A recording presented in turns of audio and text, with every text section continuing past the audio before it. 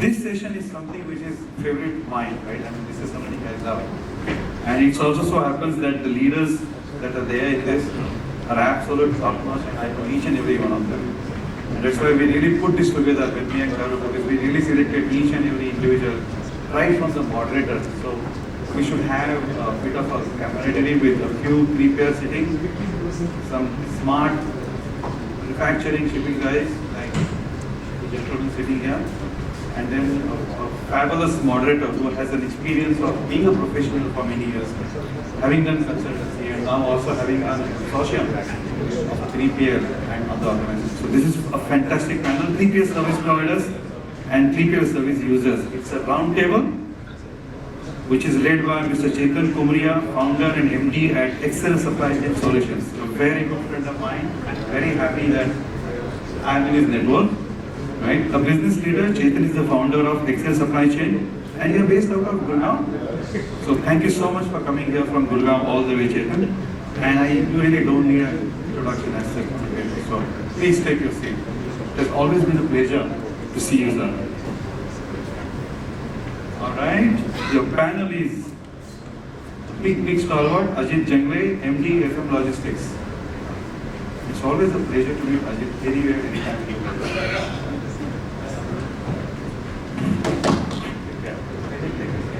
Dr. Arun, he was there yesterday, so you don't need any introduction. Thank you so much, Dr. Pavithran, Kallada, I call him Pavi, as always, for the last 30 years.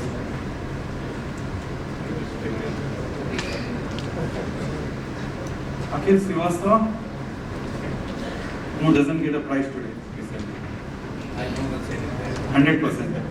And my old colleague and friend, Binu Kumar from Thermofisher, amazing organization. Great job, Binu, so far.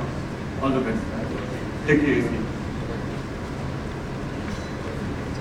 Guys, we have, what we'll do is, because of time, should we, oh sorry, such a major mistake.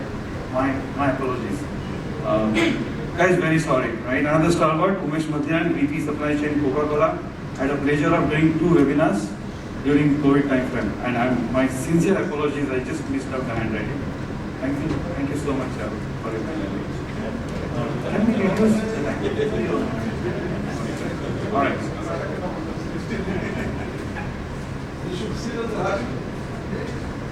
Chetan, you got a job on hand, guys. If you look at the experience, it's over 150 years. You can put up 3-4 CPL companies today. I know. So, I have a massive job at hand. So you have a tough job controlling all these. Then these are all stalwarts there in their life. So 60 minutes including everything. Of course. Co-cracking and I tell you, I have the highest kind of expectations from this panel. All right? Of course, sir. And you know what we have also thought as a group is that we should open up more for the audience, for them to be more participative, interactive in our session, because it's a topic which is very close to everybody's heart. Sure. And we have such a great panel here, and it's well positioned. All the 3PLs here and all the users there. Ajit just invested 20 million in FM Logistics in India, which means another 20 odd jobs in India, right? Of course. FM Logistics invested. Congratulations on that. Thank you. Thank you so much, Sanjay ji. It's always a pleasure to be here back at Celerity conference. I think I would like to thank you and Charu for giving us this opportunity. Friends, good morning. So I believe after all the exercises, you have all relieved all your stress and you're ready for this panel. This is a roundtable all about what are the expectations of the users from the 3PL industry, and also what is the 3PL industry doing in terms of building scale, investing in digitization and tech. How are they keeping up with sustainability objectives? And foremost, what the users are looking at is visibility. So these are the expectations that we could gather from a group that would like to, take forward this discussion. I would like to start with Umesh. We would like to know what are your expectations around these topics from the 3PLs. Thanks, Chetan. Morning, everyone. So, starting with me, actually, our expectations are very, very extreme. It's not an FMCG we work with. It's very, very, very fast-moving beverage which we deal with. So, the number one expectation which we today are struggling with is how do 3PLs handle scale. So, our warehouses handle 400 to 500 trucks in a day. So right now, if you see, there is no such warehouse which we have in this country which is actually run by a professional 3PL. Not that we have not tried, we have tried multiple times, but where we struggle is the whole efficiency of running a large scale, a large throughput warehouse. The way India is growing, the way the per capita is also growing in India, we see that this business might double in the next 3 to 5 years. And there will be a day soon where we will have to handle 800 trucks from those warehouses. Obviously, there will be more consolidation because the strategy will be go single touch, go directly to the consumer. So how exactly do we have an operation which is so efficient for a very large scale throughput and also take care of safety? Because when there are 400 trucks at a time, there is a huge risk of people, MHE running here and there, a lot of handling which happens within the warehouse. So it creates a lot of pressure. That's number one. Number two, if you go outside of India, even in China, Australia or Europe, there are large multi-user ASRSs built and invested by 3PLs. And you pay by pallet. And it's very easy for you that, okay, this month I'll go for 20,000, next month this season, let's go 40. And that's very simple. It's a scalable 3PL operation which you can expect. And the last one, of course, is also people. There's a lot of attrition which happens at that level, the base of the pyramid. If your 3PL is a good 3PL, largely he's a good 3PL because of a good CNFA manager or a good depot manager. So that's why your 3PL runs efficiently. The moment he leaves and somebody else comes in, your performance drops and then you face a lot of challenge and suddenly the same 3PL becomes not so good one. So these are basically 3-4 problems which we are struggling with, which we are expecting for the current model 3PLs to evolve to that level where we can actually try such experiments, and we are open still for evaluating anyone who claims that they can solve all of these. So I am very eager to listen to the fellow panelists. So thank you, Mesh. We noted the points. I think the rest of the panel will address these points. Well, you did not need any introduction for yourself as well as for Coca-Cola that you present, but I would request others to please introduce themselves, and that would be great before you start the question. Yeah.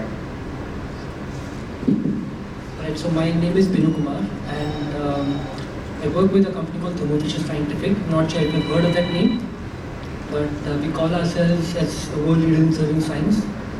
Incidentally, 50% of the RT-PCR kits that we supplied across the globe was Thermofishers, and we contribute in all other scientific areas, whether it is drug discovery or whether it is food safety or air testing, everything and anything that is related to science and safety. So I take care of the supply chain there. So we have a complex structure, and our expectations are slightly different than the other panelists. So I'd really like to understand from the fellow panelists on how they can actually contribute towards our expectations, especially the B2B market. Thank you. Nice. Good morning, everyone. My name is Akhil Srivastava. I lead supply chain for Anheuser-Busch, aka Budweiser Group. So as I say, 6 p.m. onwards is when my game starts. I would comprehend pretty much what Umesh said in terms of challenges. I'll just flip it around and say opportunities. And where we are saying is there is a lot of opportunity in supply chains of today, and hence our expectations, right? A, supply chains are evolving. We at AB InBev have a concept called customer centricity. We look at low cost basis, wherein we are looking at, of course, rolling back the cost so that I can pass on the benefits to the customers as well. And hence looking at cost, quality, service and efficiency. If those are the 4 levers which we look at. The supply chains of yesterday's and as of today work on a concept of KPI, right? Key performance indicator. Every one of us target those, we map our TSCs and variable comps on KPIs. I don't think the supply chains of tomorrow will be that. The supply chains of tomorrow, I was in Boston recently at MIT and learned a lot of concept called KLI, which is called Key Learning Indicators, which means the supply chains of tomorrow need to be anticipatory in nature so that they are both resilient, they are agile, and all those other English words which we see, but in action, right? And hence the expectation with the 3PL providers to help make my supply chain more agile, more resilient with KLIs, which means real-time insights. Because the other concept which I'm throwing in this group today is 3V, which is everyone wants to increase the velocity to serve to the customers. You know Zepto's in 10 minutes, from a 30 minutes Domino's nahi to free. That's where we have moved on, right? The second is in terms of reduced variability, because you want to give customers the same standard product quality, service and other measurement metrics on order by order. And both of them come with the third V, which is increasing visibility. So I think that's where the digitization of the supply chain to help real-time insights, to bring the 3V concepts alive, and to really look at KLI so that we are a continuous improving machinery is what I think is the opportunity for the 3PLs of today. Excellent. Fantastic views. I think, straight from MIT brings a different perspective altogether. Great. Hi, good morning everyone. Myself Pavithran, I'm Kallada, Managing Director for PSA PDP. What we do basically is the international supply chain services, but do a bit of domestic as well. And in predominantly we are into chemical petrochemical side, which is definitely adding more complexity in the complete supply chain when it comes to chemical supply chain perspective is concerned, not only in Indian context, but also in a global platform. So what, I think it's quite a lot of interesting ask from Umesh as well as there in terms of how do we as a 3PL would be able to do a large demand coming in terms of the high volume handling capability which is building. We can always take leave from the Western world or probably more organized infrastructure building area, like an example, like if you look at Australia, we are building one there for a large global customers.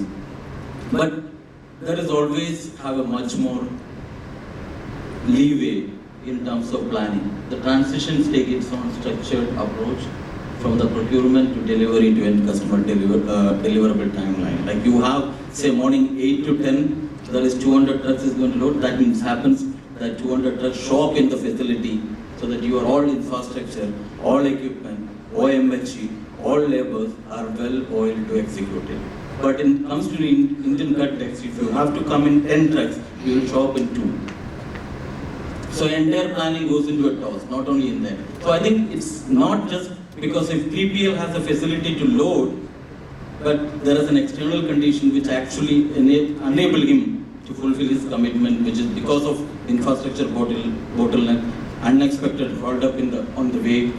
But however, if you look at the new multi-user facility which is building around with huge infrastructure investment happening, because if you look at 3PL space now, look at the amount of investment in infrastructure building in terms of large warehouses which is building length and breadth of this country. So we are in the journey. Everything is not bad. So I think one, that has to be comes in, but then they're coming in, what are we doing into accelerating that process, right? So building out a world-class handling infrastructure in the 3PL facility, giving a trucking community which has an accessible and dependable and predictable environment to ensure that if the trucks are not arriving, at least 3PL facilities, manager should know it's going to be delayed for 15 minutes or 1 hour. So probably he can bring something else to load and finish it off on this. I think that's a lot of investment, even the partnership with the customer in terms of visibility perspective on the road, which is now coming up with new visibility tools applied in the market. So in our perspective, what we basically seen from the COVID time is that not only the Indian trucking, in fact even the vessel were not able to predict when it is going to come in the COVID time, even post-COVID time, because of the infrastructures in the port as well as the vessel congestion, port congestions, we are finding most of the customers saying, hey Pavi, do you know that when this vessel is going to come in? Forget, but I only know that The trucks may be 1 hour. The vessels are delayed for weeks together, not coming in. So we basically created a technology which enabled the customer to have a visibility on end-to-end, on a global supply chain and an ocean as well as an air perspective. But we also understand that the risk, that is again, the risk. So we brought in a risk visible tool, which includes geopolitical risk, weather, which at least be able to forecast if the ships can probably, going to be delayed in the terminal, which is expected to arrive. So that's visibility we put on our risk mitigator tool, which basically even have a customer interface to look at. So that is something which we are already in the market and offering by understanding the market needs of visibility perspective. Thank you, sir. I think, the more we in India are becoming a global supply chain, part of a global supply chain, I would say. From manufacturing, moving from China to India lastly, we are poised to grow at number 3 in terms of our GDP. Our spend on logistics in India is poised to grow to about $330 billion by 2030. I think there's a huge opportunity, and what you've highlighted, those are the areas where a lot of action is going to happen, and we need a lot of visibility in the global supply chains, even more as we move ahead. So, Dr. Please. Thank you so much for this opportunity. I am Dr. Arun. I head SF Logistics for the India business. The group is the SF Express Group, which is a $40 billion company, one of the asset-heavy companies in supply chain. We own 80 aircrafts and so on and so forth. That's how it is. Drone-approved delivery partners for clients. So we primarily focus on the technology infusement in the business. So a bunch of people who work with customers understand their need. There is no standard solution. So we are not a commodity business that is run by us. So it is a tailor-made solution. Specifically understand customers' requirement and then tailor it around that. So, for example, we are open. When I say technology, my iPhone immediately started saying, it heard a Siri, so it started saying some answers through probably ChatGPT. So with respect to the challenges that we are posed, we were given the responsibility of collecting 1 crore of cash, while India is still moving into digital world, but there are still cash collections that are happening at dealer points and things like that. So 1 crore of cash collections at each of those locations in a day, which is one of the major challenges, pilferages and so on and so forth. Many things can happen. We were thrown up with a challenge by one of the customers, and we've been effectively doing last 2 years. So number 2, another customer came up and said, the deliveries are 10 minutes, you know the names. So can you pick in less than a minute within the warehouse? 3-4 line items, pick in less than a minute in the warehouse and ensure the deliveries are done in 10 minutes. We are there doing successfully for them. These are some of the business cases. Thank you. So Dr. How important is it for in your view, a 3PL to be tech-enabled in this day and age?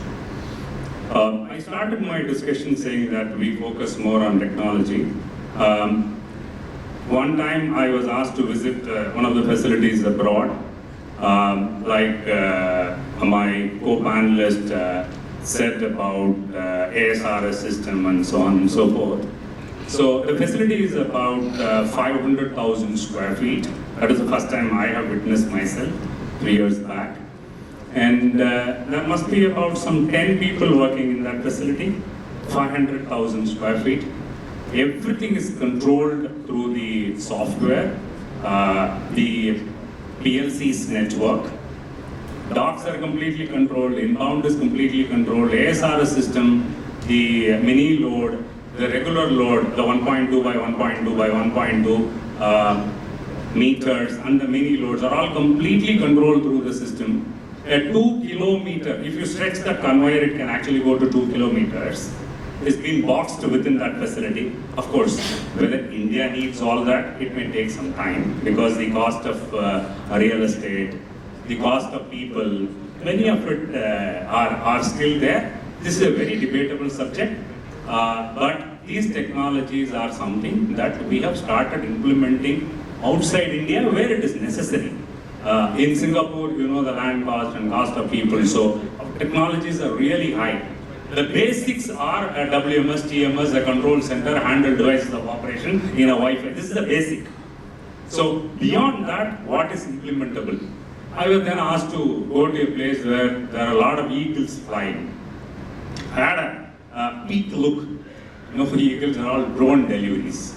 So pick up from the orchards, the fruits, and the quality ones, leave it outside from there. If you have to come by road, it takes a while, the costs are more. These can actually pick up about 5 to 8.5 kgs of weight and then bring it outside through the mountains. So many of these have been put to practice. This is an endless exercise, ongoing exercise. In one of the technology centers that I went, it's more of Express, since Express colleagues are also available. The boxes are completely pre-coded in the system. So if there are some tear in the boxes, the system clearly identified, pushes out to the quarantine center. The message goes across to multiple people that so-and-so box is pushed out into quarantine. The people are quickly expected to work on it, put back into the mainstream, deliver to the customer in the manner that they need, not in the manner that we need. Finally, I was just telling you, we will keep more Q&A here because you are our customers. So we are here to deliver what you need and not to say what we know. Thank you so much. Thank you so much for sharing those thoughts. I think, we'll come back to this topic again with Umesh, because I know there is a lot of work being done there, and I will also share some thoughts here, but Ajit, please. Okay, first of all, good morning to all of you, and thanks to Supply Chain Tribe for this particular opportunity. My name is Ajit Jangle, and I'm in this industry almost like 30 years. I see this industry right from the go down to the multi-client facility, what we are discussing now. And those times the WMS was a major value, now it is given. So a lot of things we are discussing 3 decades before. I am very happy to say that many things are now reality in India. And I think we all, must congratulate ourselves, because we build this industry for somebody is working for 10 years, 20 years, 30 years as a customer, as a service provider. But I think we build this industry, and I think next 10 years will be very interesting because a lot of things which we think that the developed countries are doing it, I think we are going to go much ahead of that with a very faster pace, specifically digitizing the supply chain in India. I am a managing director for FM Logistics. About FM Logistics is a French MNC, mainly doing into warehousing and distribution in 14 countries with about 500 plus customers, about 27,000 plus employees and co-workers with us. In India, we entered through acquisition of Spear Logistics. Spear Logistics is there for 2001 onwards, so we almost completed 23 years in India. Currently in India, we support about 100 plus customers with 70 lakh square feet of warehousing, and every day we support about 500 vehicles to customers without having a single vehicle on our own asset. What we believe is that we believe in a technology-based, completely value proposition to the customers, but supported by the right asset. And I'm using this word right because heavy asset and light asset, though both has an extreme plus and minuses. What we believe is that we need to add a value wherever there is a challenge, there is a solution. Then we need to build that with a technology-enabled solution so that we create a value, and then we need to productize so we can replicate fast across the whole industry. Now I'll try to take, maybe if you can allow me 5 minutes, can I? Yeah. So I will try to take maybe some of the concerns or the expectation what Umesh shared is about the flexibility. That today, let's say somebody say my requirement is 100 and suddenly tomorrow it happens with 130 or 70. That is the reality of life today in India. Even customers cannot predict their expectation from the customer. That is a major problem of the supply chain industry, if I can say today, because customers are becoming more and more demanding. That pressure they are transferring to our customers as a Coca-Cola or Thermofisher or the Budweiser. And then you are transferring expectation that from to 3PL like us. We come up with few solutions, like some of the colleague mentioned is about the multi-client facility. This is no more now the dream. We are 5 multi-client facilities in India, and the sizes are almost like a 7 lakh square feet under one roof. Now what we offer in this is that, as Umesh was mentioning, that today I require 100, tomorrow I require 130, day after tomorrow I don't know, I may require only 70. So this kind of a flexibility we provide to the customers, so they can provide that they can reduce the cost, and that cost benefit they can apply to or give it to their customers.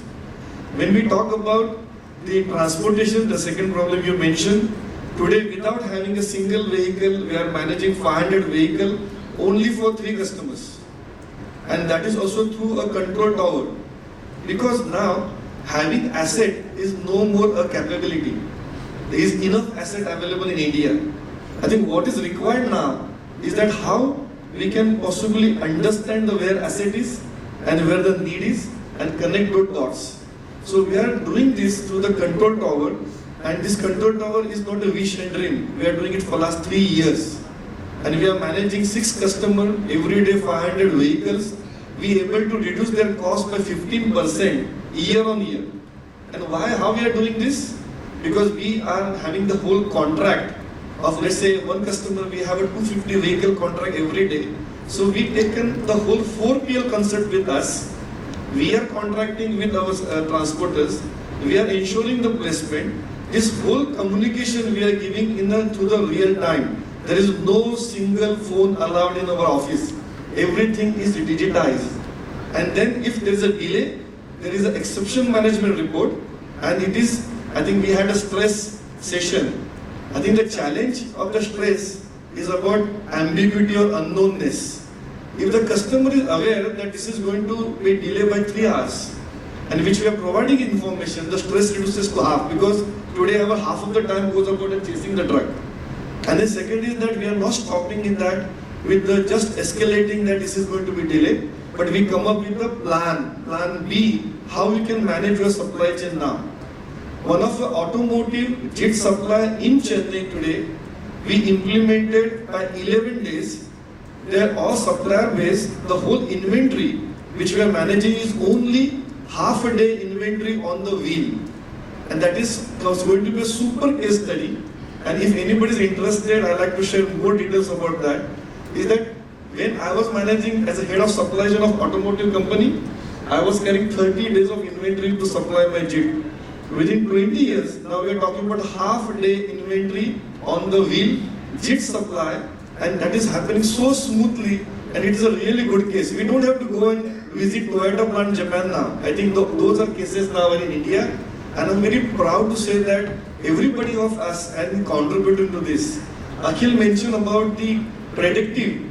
I think in a control tower, we took about 3 years. We started with just providing information. Now we are going with the predictive, but it's a journey. I think we need to go with the prescriptive data analysis. And now we have a team of data analytics which are working on how we can do the prescription to our customers so they can able to manage their supply chain in an optimal way and transfer those benefits to their final customers. Thank you. Excellent. Thank you so much for sharing all the thoughts and how you are implementing it on the ground. Because that's the real important topic, that how are we able to carry it on the ground levels. I would like to hear from you, because you have a very different kind of businesses. You have machinery, placement, cold chain, and high value, and customers are also very high value customers. What are you looking from a partnership from a 3PLs? Because earlier, there were all these CFA type 3PLs which are there, and now it's all modern warehousing. What we are all talking about is nothing close to what a CFA does. But still in this country, the CFA concept is largely available. So this journey and your expectations from the CFAs versus the professional 3PLs, how do you see it? Thanks, Chetan. So I'll touch upon a few of the points, a couple of points that Akhil mentioned, specifically on the KLI. Closer. Specifically on the KLI that you mentioned. And I would say that KLIs are directly impacting the KPIs actually. Right? And I'll also speak something on what Umesh mentioned of scale up and scale down requirements. So, Chetan, my experience in specifically warehousing and distribution is very limited, right? So I've been handling this for the last 2.5 or 3 years. And prior to that, I was more into commercial operations. But I've had very good experience here. So I've seen a lot of people actually coming up with very, very good facilities, setting up very good infrastructure. But what I feel is, I think what truly distinguishes a CFA from a 3PL is the mindset, right?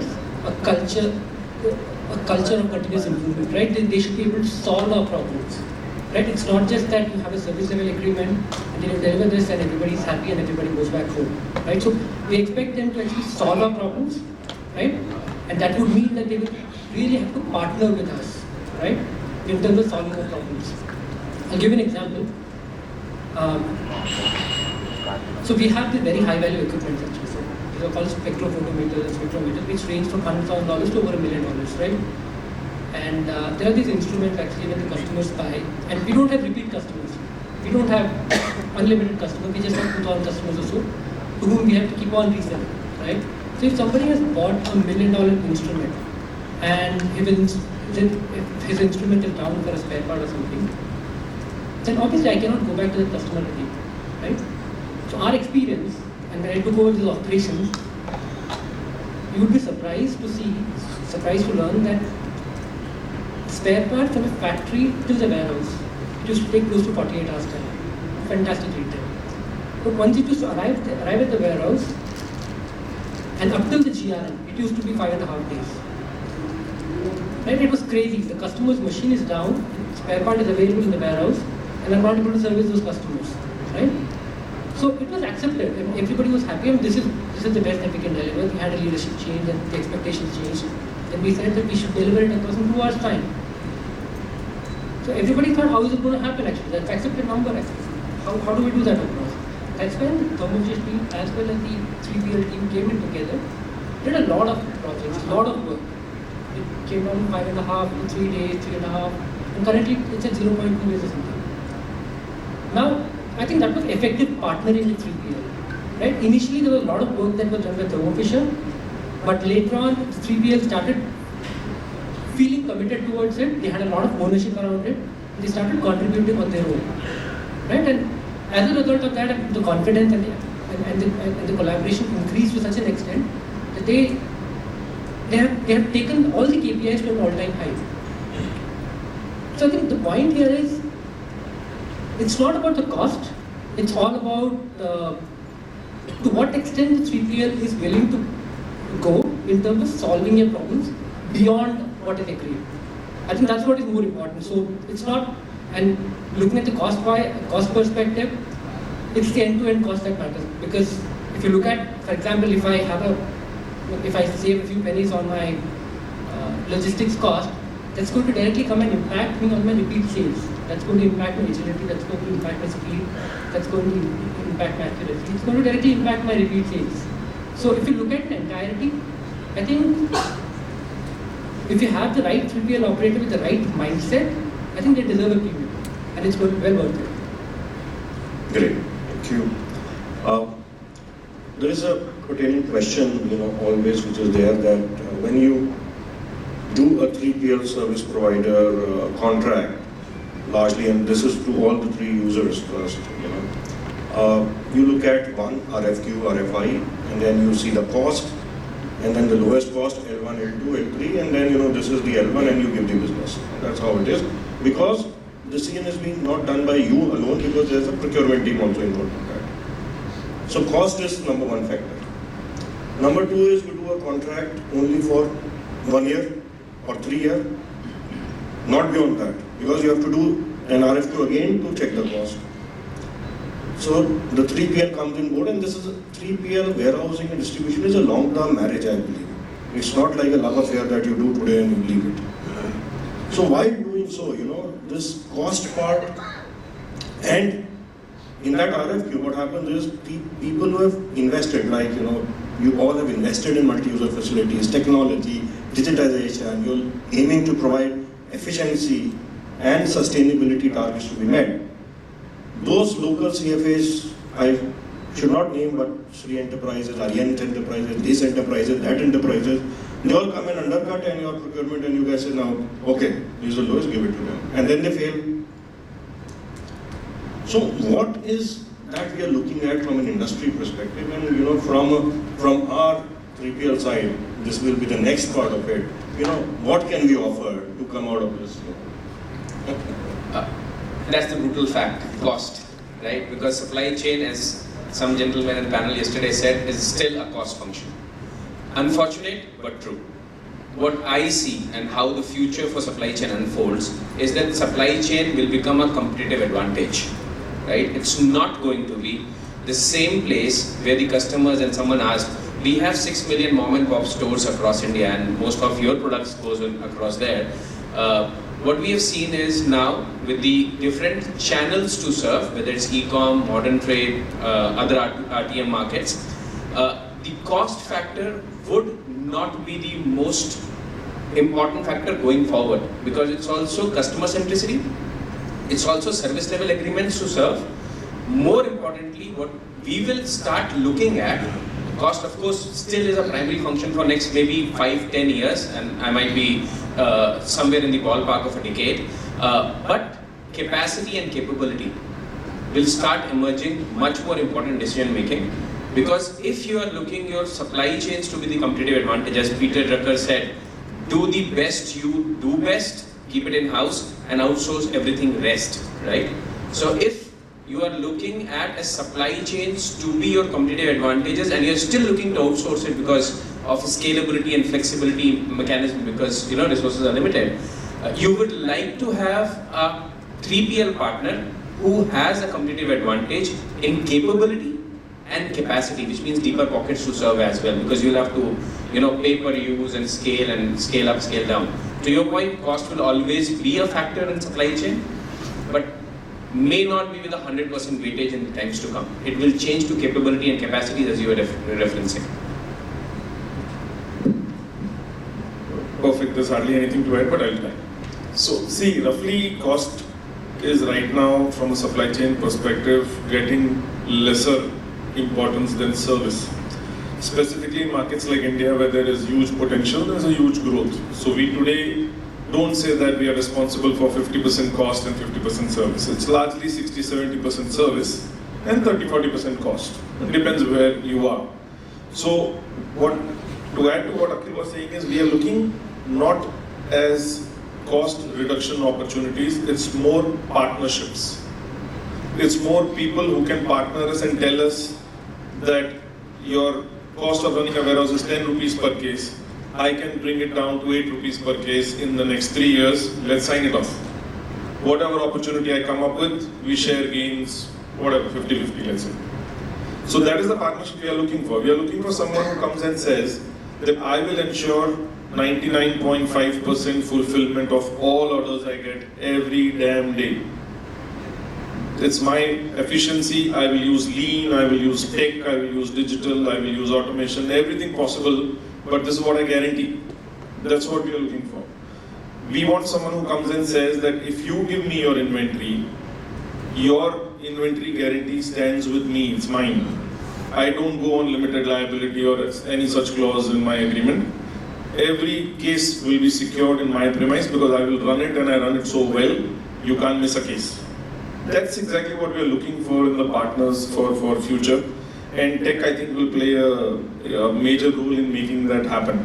So if we get partners who are actually I may say, if they're increasing cost by 3-4% and guaranteeing service and guaranteeing a cost reduction in the next 3 to 4 years, why not? Not a problem, why not? Very good. To add a point. Yeah. Floor is open. Please go ahead. No. Just to add a point to him, some of our key young bloods engineers who are with us came to me one day and said, we proposed a business model to one of the FMCG customers who probably just started about 2 years back, well funded.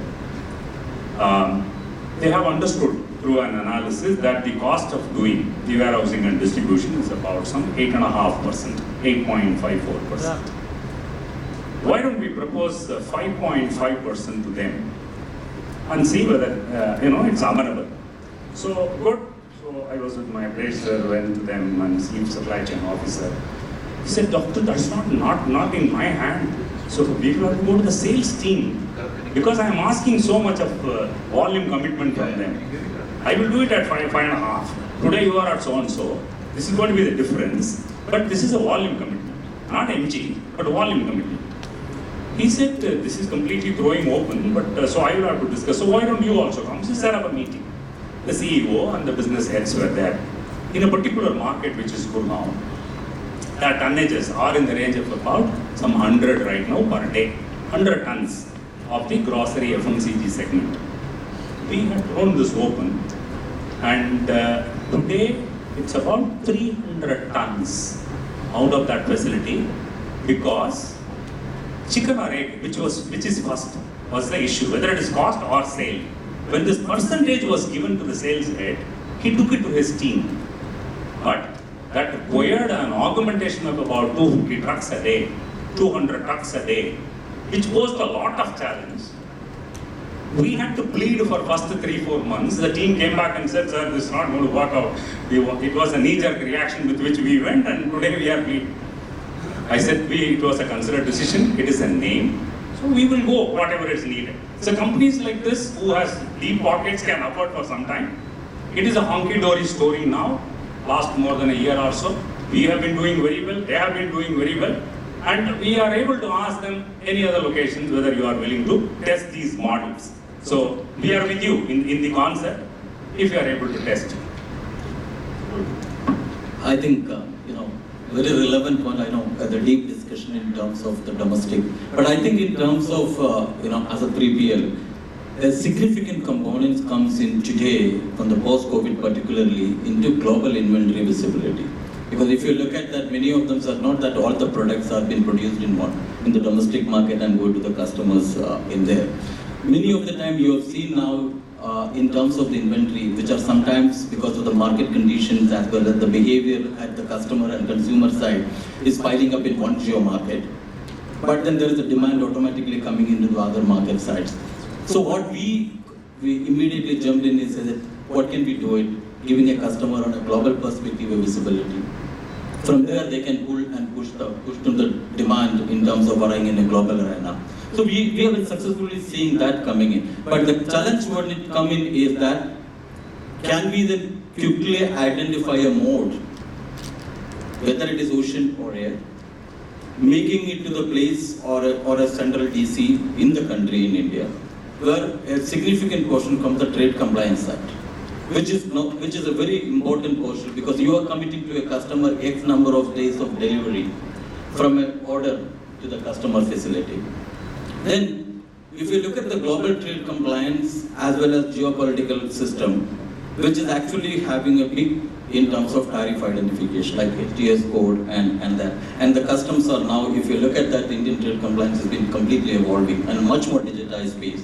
And we are happy to announce today, saying that like 94% of our inbound custom brokerage clearances take before even cargo land in the country.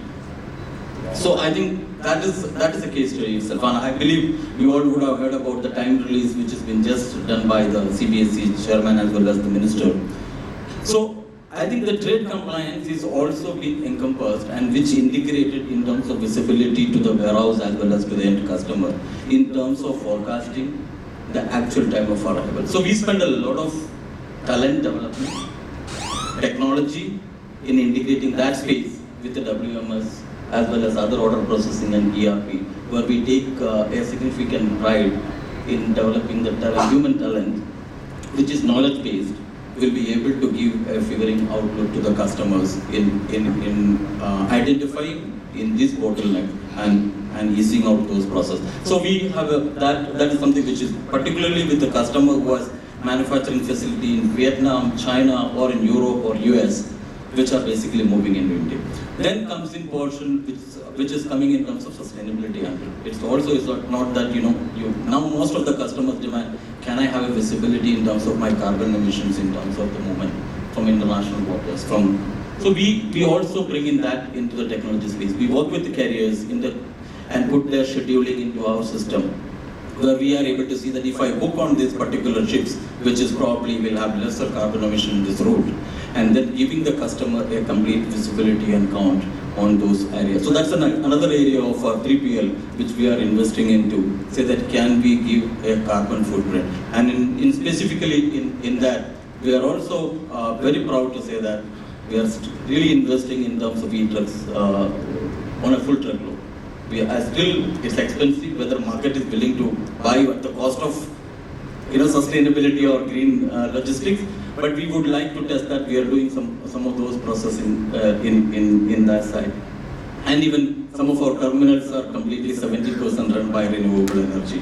And that's an example even in, I think, in Navashiva, the terminal of PSA, which is actually being, powered, will be powered. We are buying it from a solar energy and powering our equipment. And also, completely autonomous movement, which again, why it is in the platform that the customer could probably start thinking about, are we capturing this?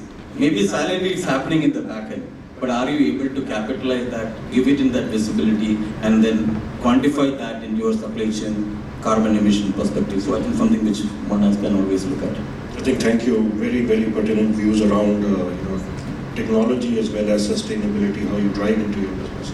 Very well.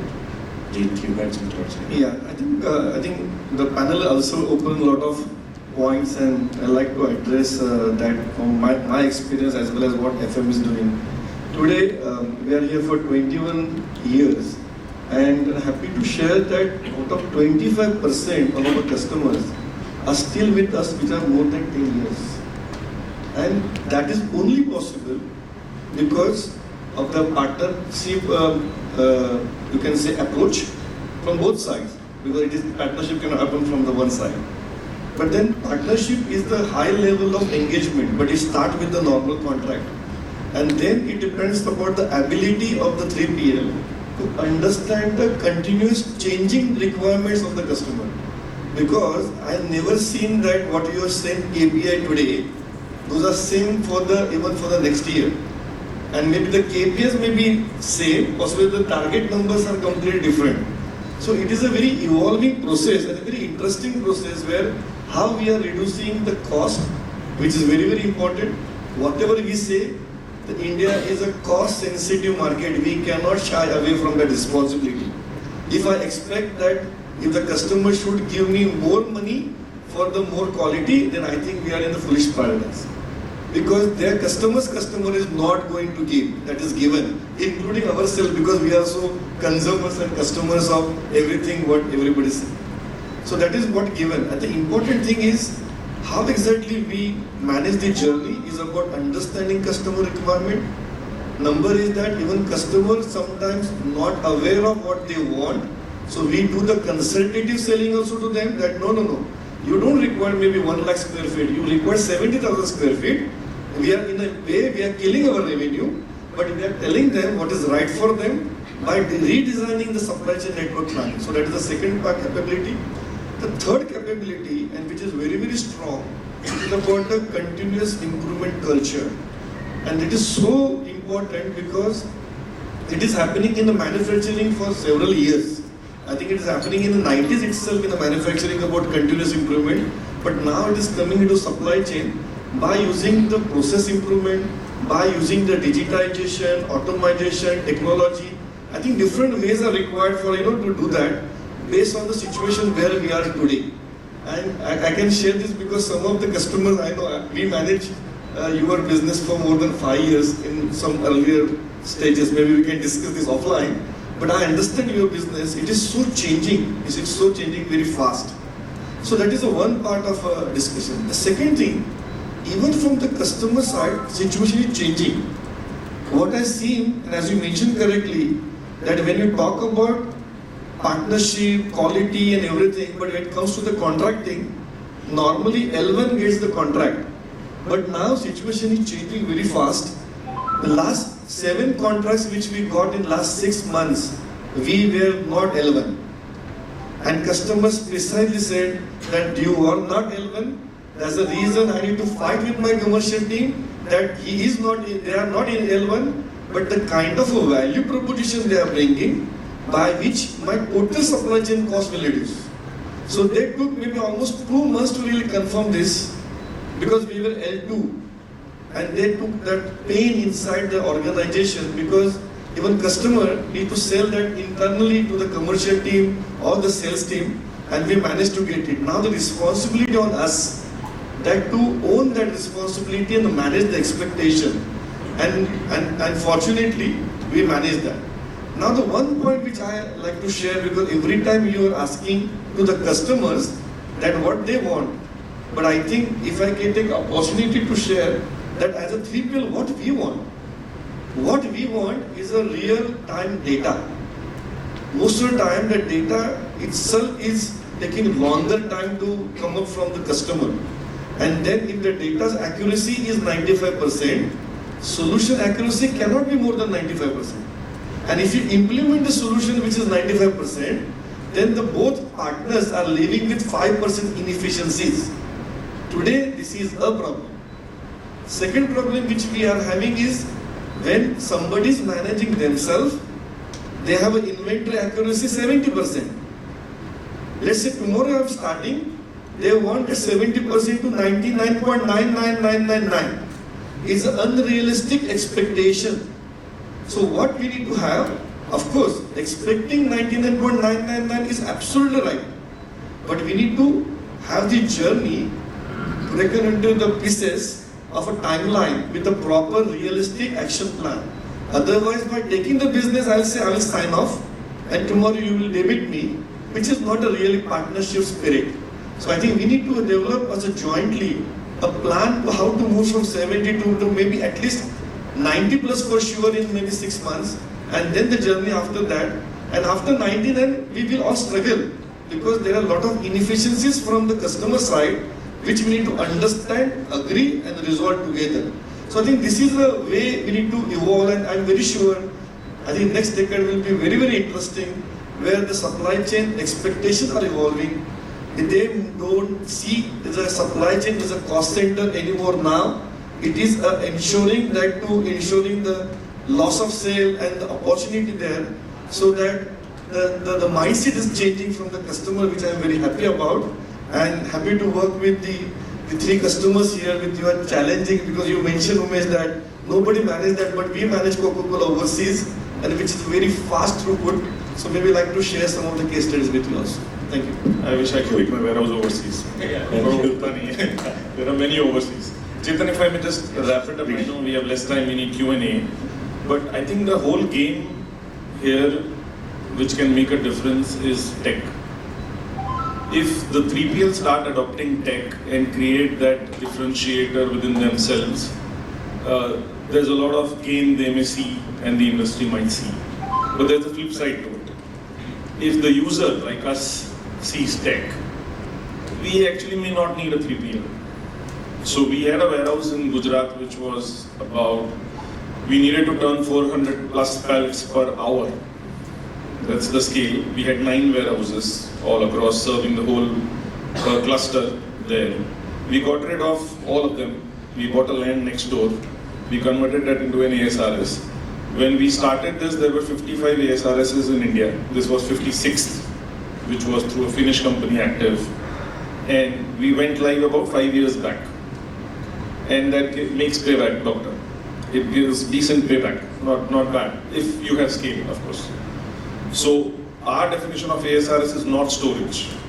We mean ASRS means end-to-end warehousing solution, which includes in-feed from the bottling line, out-feed from the ASRS to order processing, processing the order including mixed pallet making, loading, and dispatch. That's ASRS for us.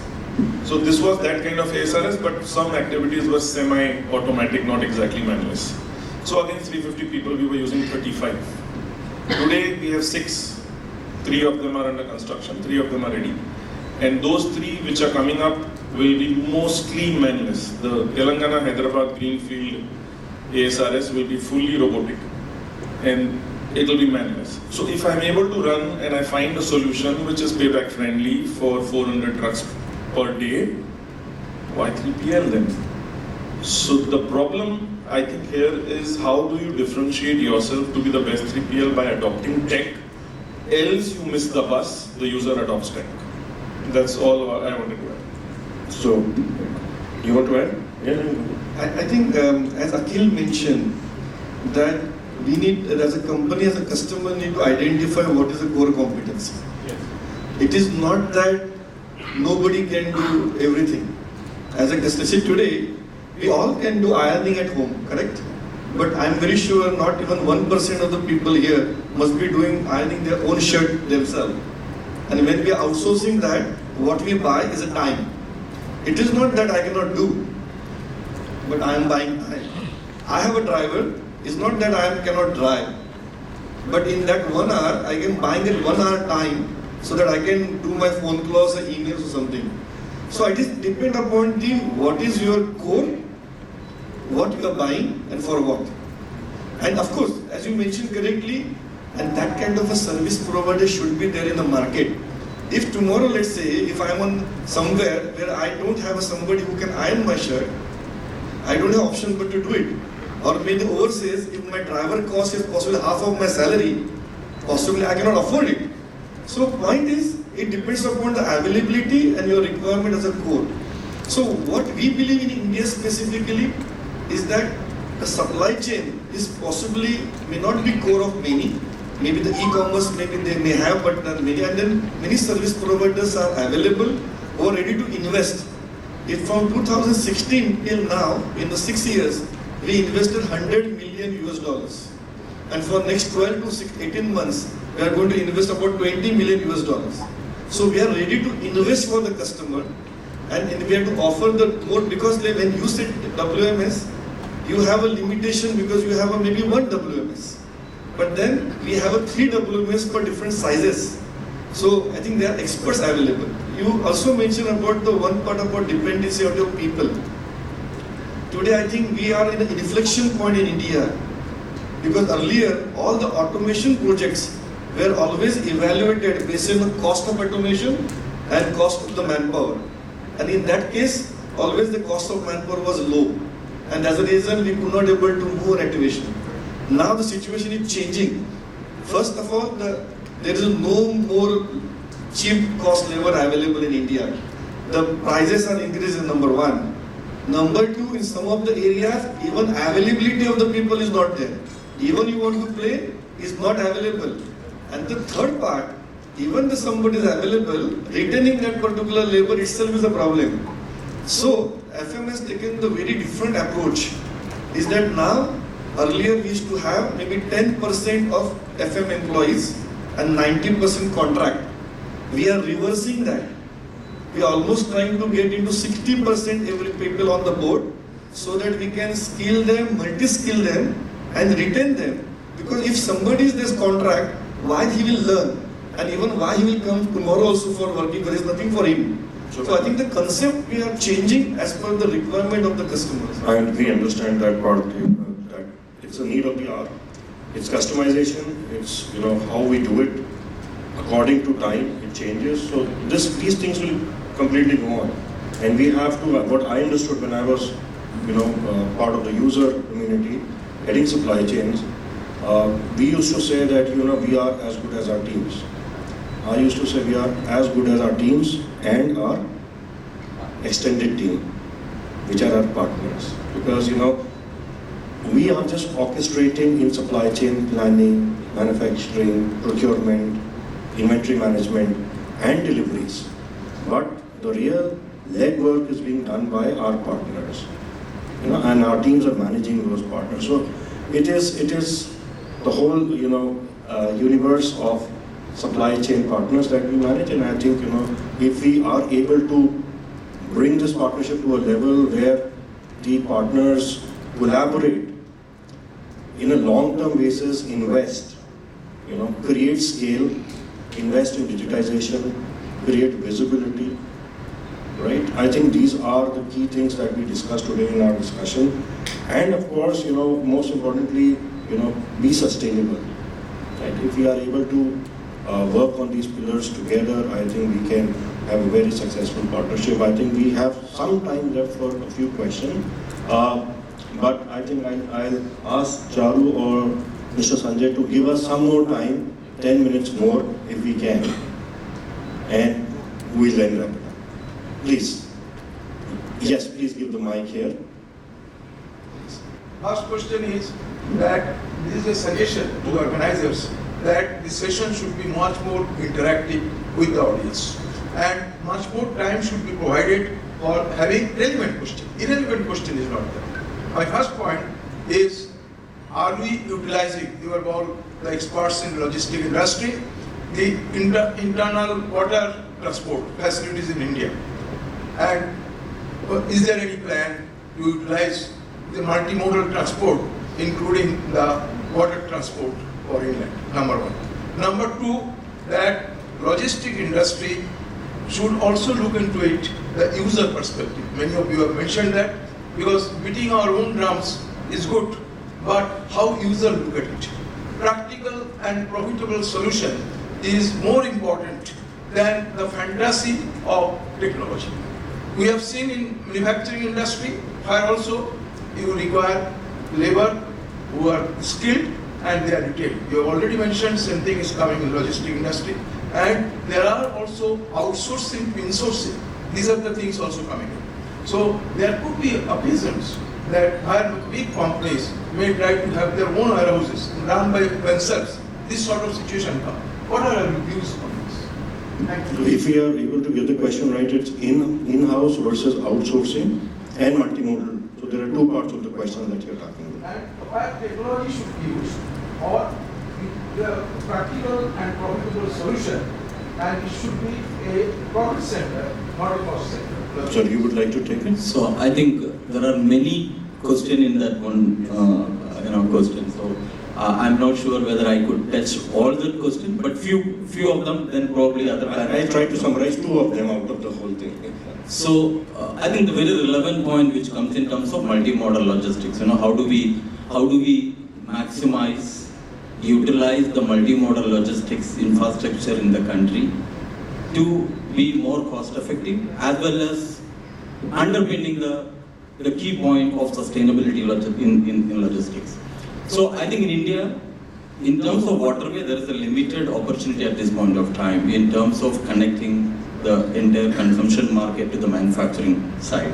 So I think that is still in the evolving stage, and it is there. But if you look at it, is not only by the private sector and industry, the government and the infrastructure, all stakeholders has to be aligned in the policy framework, implementation and investment, which is actually have a long-term term to penetrate. I think that's an answer. Still, it is in an infancy stage in terms of waterway, which is basically coming in. But on a B2B model, there are a lot of bulk as well as a lot of other manufacturing products which are moving into some of the waterways, and even in India, coastal ways of coastal shipping, which is taking a significant shape in moving some of the bulk containerized cargo which can be moved in there, which is taking shape, and we have been providing the solutions from the east to west as well as west to east.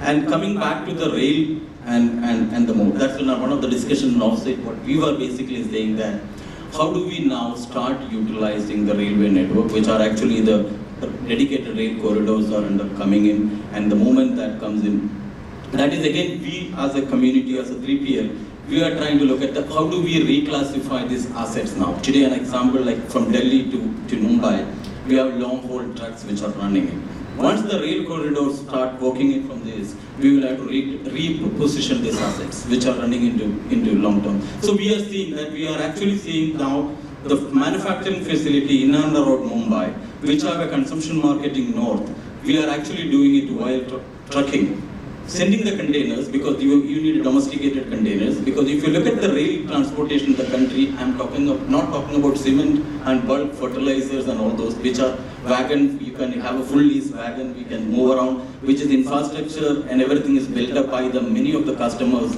themselves. But there is also consumer goods and the fast moving items are now being shipped, which is in and around the rail terminal, shipping it out to the rail terminal in a domesticated containers. Even Concours themselves has been moving it, and there are a lot of private rail operators are coming in, and aggregator logistics service providers like us are already been providing into this, and then moving into a rail terminal and moving into the near to the customer facility. From there again moving it by road. So multimodal logistics are taking shape, and as the infrastructure move on, and then this will be also simultaneously evolving, and that become then cost effective. Today, if you ask me, it's not cost effective for anything less than 500 kilometers. If you look at those area in the long haulage, yes, it is possible to work on. I think I answered 2 points and rest Second one quickly, less than 30 seconds. Akhil and Peter Drucker. You talked about Peter Drucker. Yes. So do what we are specialized, the rest of it outside. Underlying is the profitability and cost effectiveness. So just to add to your second question very quickly, sir, it's economics 101, very simple. NPV. Every company does an NPV of a particular project, whether it's outsourcing, insourcing, and the cost of carrying capital. Right? If my cost of carrying capital in India is 10% versus in US at 1%, I'll decide borrow the money, do it in-house, because every company also feels they are more efficient in sweating their assets. Now, that's a bigger concern in terms of seeing whether a third party can sweat the assets faster and give the benefit of that back into the contract year on year, just like the example you said, right? Or is there a total overall capability which you feel in-house can help us sweat the asset, anticipating? As business, you are always optimistic that it will always continue to grow, right? No CEO says, I will look at decline in my plan on AGM and go to the board. Never happens. That person will get fired as a CEO position. So that optimism plays a very important role in outsourcing/insourcing decisions beyond NPV and economics. Thank you so much. Yeah, Sir. let me ask my question. Some months back, I think I was with Umesh, I think we had the same sentiments that time. I don't think we have moved much forward. So let me ask you this question about partnership. Now when we talk of partnership, we talk of partnership at the level of inventory, information sharing and those kind of stuff. Do you as a 3PL community have a strategic value proposition for partnering? If there is one, in that case, what would it be, and what is it that you require from the retailers or your customers? I'm talking from the point of retailers. Today what we are doing is, because of the gap in capability, it's the customers who are investing like he has done in ASRs. So when you're looking at strategic level, do you have a strategic value proposition? If so, what is it and what do you require from us, and what is it that you're going to promise? Super. Very nice question. I think I can, sir, try to attempt to answer this. We are currently working with a client on a strategic partnership level, and this partnership had been presented at their APAC level and got approval from there, and then we started to implement in India. So it's a long-term strategic partnership where in India they were working with a 3PL company and then with distributors and then finally to their end consumer. The partnership, and they were, while doing so, they were spending about 17.5% of total logistics cost, including the cost of distributors also. That is when they import into India, store it, and then it reaches the home of the consumer. Now, because there were 85 distributors and 7 3PL players, there were multiple fragmentation and no use of technology, visibility, nothing which was happening. What we did was that we eliminated those 80 distributors, we eliminated the 7 3PLs, we became the 4PL partner with them on a long-term basis, providing visibility, day-to-day, tech-enabled service to their customers, where they can open an app, they can pay through the app, and they can track their shipment through the app. That's the visibility to the consumer of that company. For this company, we have done the same service, eliminating the distributors, 3PLs, at a 13.5%, which is 4% saving on the bottom line on that business, providing a facility which is temperature controlled.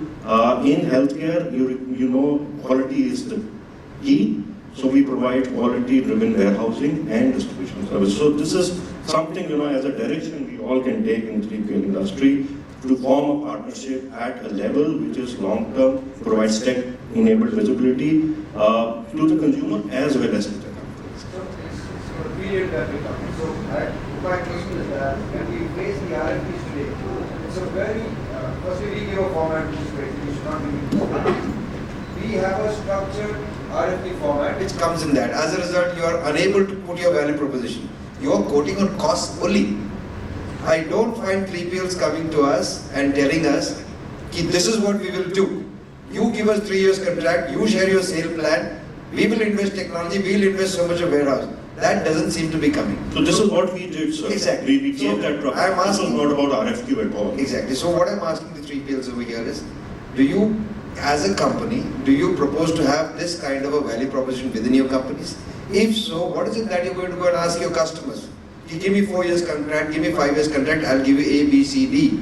This is what your forecast of plan is, this is what your budget for supply chain is, I will execute in this, or less than this, or more than this, or over a period of 5 years will get you to this. However, that kind of a thought process I find is missing, and that's where the gap between the customer and the 3PL happens. Because it's totally transactional. Totally transactional today what is happening. Yeah, I think it's a very, sorry, if, yeah. So I think I like to ask question to you itself, that you are expecting solution, then why you give a format? Because every 3PL in India, I work myself for 5 companies so far. Every company have a solutioning capability as a contract logistics.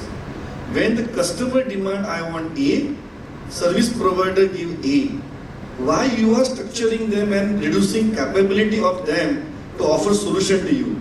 Is that I say I will not do anything, but I want everything. I will go to doctor, I say I will not tell you what my pain is, but I want medicine. So as a service provider, I am asking this question to you as a customer, that Mr. Customer, why you give this format to us? Yeah.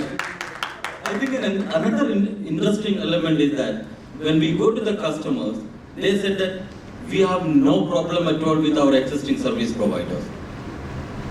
The sentence start, the discussion start that we have no problem with our existing suppliers, but we still wanted to bid the business, put the business into bid.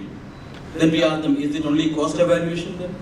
If you have no problem with your existing suppliers, why do we first of all get into the market for cost? So then the partnership comes from, go back to the same suppliers.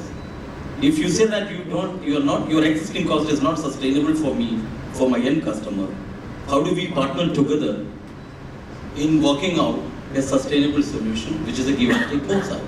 So I think there is a lot of mind change in the partnership. Partnership does not come from one side. So first of all, the business doesn't go to the bid when the partnership is there, because the first discussion takes place in the table with saying, that, hey, this is my 5 years plan. How do you think investing in this 5 years plan? How that investment come? What is that which you require from us to build that investment? What is the investment return? Do we have a gain share mechanism in the complete model? That's the discussion we have seen. That's what when I started initially saying that we work with the global organization where they come to us saying that, hey, we want to enter into this market, but we don't know how it's going to come in. We tell the customers, hey, we know after 3 years you will find somebody is going to replicating this and offering this price. Do you want it to go at that time for a bidding? Or can we be open and transparent communication at that time? So we build up that kind of at the board level discussion. And then invested, we have a tested case studies in the country, in India very specific. We were invested for long term, and the customer only started seeing the benefit after 3 years, but they did not go to the market, they stayed with us. Sir, I believe... Just the one trust over there. How is it that you build the trust and confidence? In very questions. How do you support that net? So that's where the thing, I think that is slightly missing, both from the 3PL side and the customer side. I'm not saying customer is all wrong. It's not so. Colonel is now, you are available, you must really advise companies to build all those. We also look forward. I think Okay. we have to, I'm sorry, we'll have to now wrap the session. Exactly. Thank you panel for this stimulating session, and thank you Chetan for sailing so well. Thank you. Can I ask Charu to come on stage and felicitate the panel members, please? And apologies to all the attendees for not having more questions, because we are already running short of time.